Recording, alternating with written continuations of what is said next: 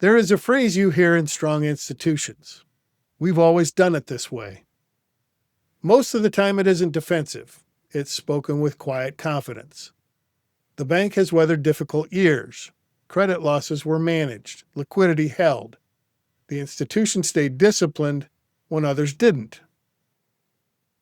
Those experiences become a part of how people think, and often that's exactly as it should be.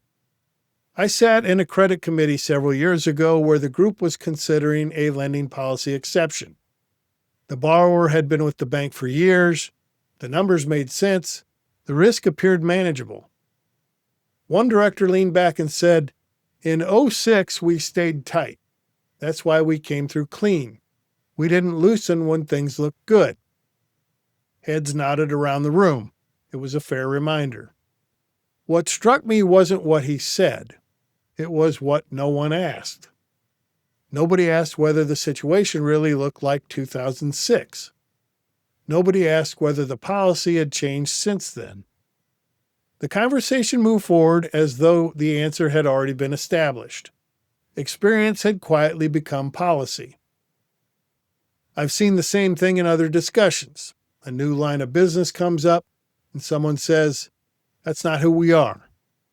The room gets quiet, not because anyone disagrees, because everyone assumes everyone else understands what that means. After one meeting, a newer executive stopped to talk. He said, "How do we know who we are if we've never written it down?" That question stayed with me. Strong institutions carry stories. Stories about founders who protected capital. Stories about saying no to growth when everyone else was expanding.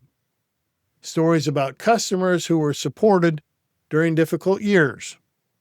Those stories matter. They explain why people trust the institution. But stories also begin carrying decisions they were never meant to carry. A director remembers how the bank handled one credit cycle. Someone else remembers how compensation was discussed 15 years ago. Another remembers why the bank chose not to enter a particular market.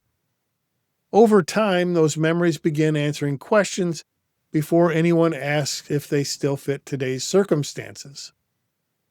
I remember an executive session where compensation philosophy came up.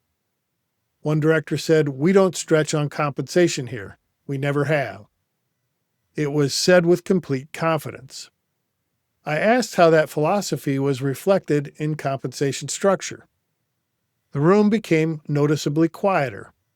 After a few moments, someone finally said, "I guess we've never really defined it." Nothing about that exchange suggested weak governance.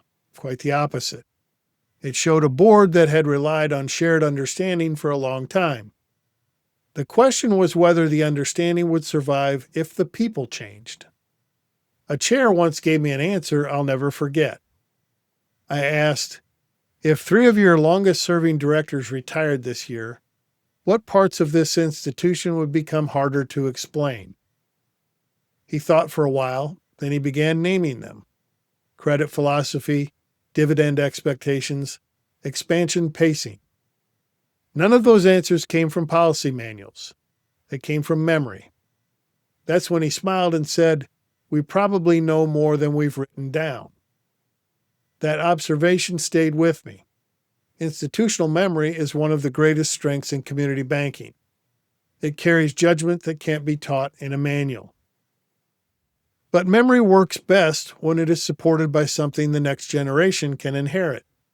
Not just stories, clear expectations, clear philosophy, clear directions that explain not only what the institution believes, but why. Before leadership changes or market conditions test those beliefs, there may be a quieter conversation worth having. Not about rewriting history, about preserving it. Which parts of this institution's discipline are written into the way we govern? And which parts still live only in the memories of the people around the table?